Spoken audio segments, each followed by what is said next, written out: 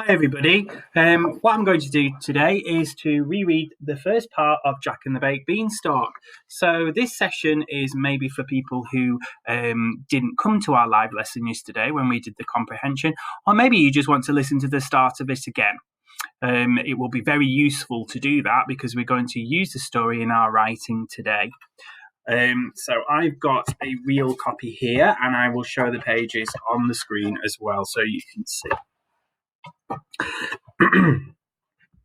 So, Jack lived and worked in an old burger van with his mum and his dog Bella. Their sign read fast food, which was funny because the van's engine had broken down a long time ago, and the van stayed in the same place ever since, parked on the edge of a busy city.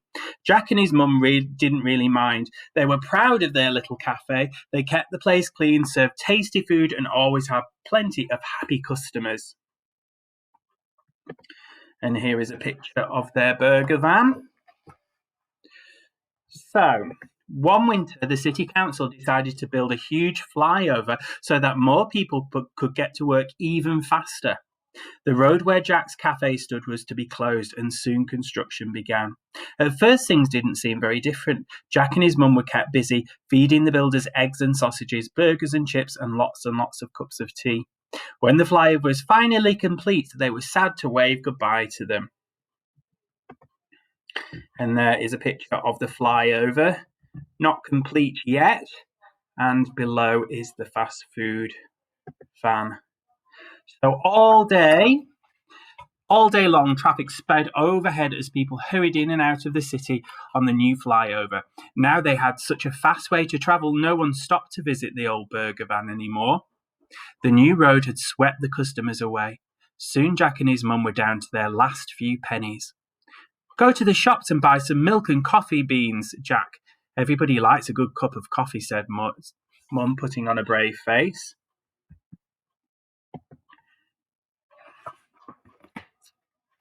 On his way to the shops, Jack met an old lady who asked him why he looked so sad.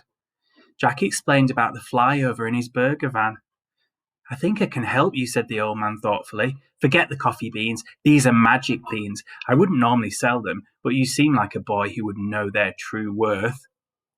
Now, Jack had read enough fairy tales to know you don't turn down an offer like that.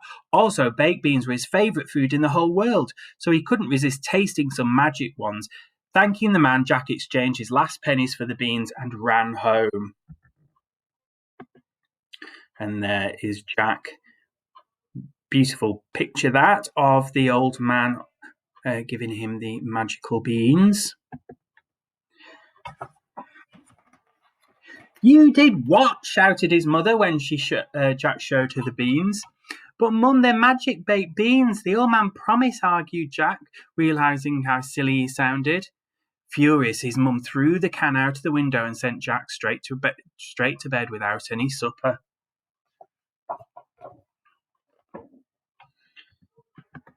And here is Jack in his bed in the cafe. So, early the next morning, Jack woke up to find his room bathed in a curious green light. Strange branches twisted in through the window, and at the end of each shoot dangled a silver can of baked beans. It's a magic baked beanstalk, Jack whispered to Bella, trying not to wake his mum.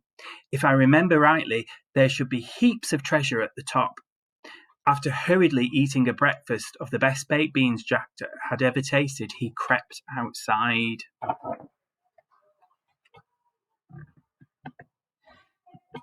And here is a beautiful picture with Jack at the bottom about to climb up. Are you ready, Bella? Said Jack, grabbing hold of a long green tendril. Mumble will be worried when she notices we've gone, but if this really is a magic beanstalk, she'll forget about being cross when we bring her back some treasure. Up between the leaves they climbed high into the sky. Finally, Jack and Bella reached the top, just above the clouds. The last branch wound its way to the steps of the biggest castle Jack had ever seen. Squeezing under the front door, Jack found himself in an enormous room. Suddenly there was a bone-shaking clunk, then another, followed by the sound of someone singing. Fee, fi, fo, fummy, I'm always counting money, be it silver, be it gold, it'll make me happy, or so I'm told. Sure enough, Jack could see the towers of golden coins stacked up in front of an enormous table, and behind it, an even more enormous giant. "Oh," whispered Jack, "I'd forgotten about this bit of the story." But just as Jack and Bella turned to run, the giant spotted them. And we're going to leave it there. So it's quite an exciting story. I've just got one more picture to show you of the giant counting all his money. And there are Jack and Bella, absolutely tiny in comparison, trying to escape. But it is too late. He has spotted them. So we're going to do a bit of writing about that today. So I'm looking forward to seeing you all soon. So thanks for listening, everybody. See you soon. Bye.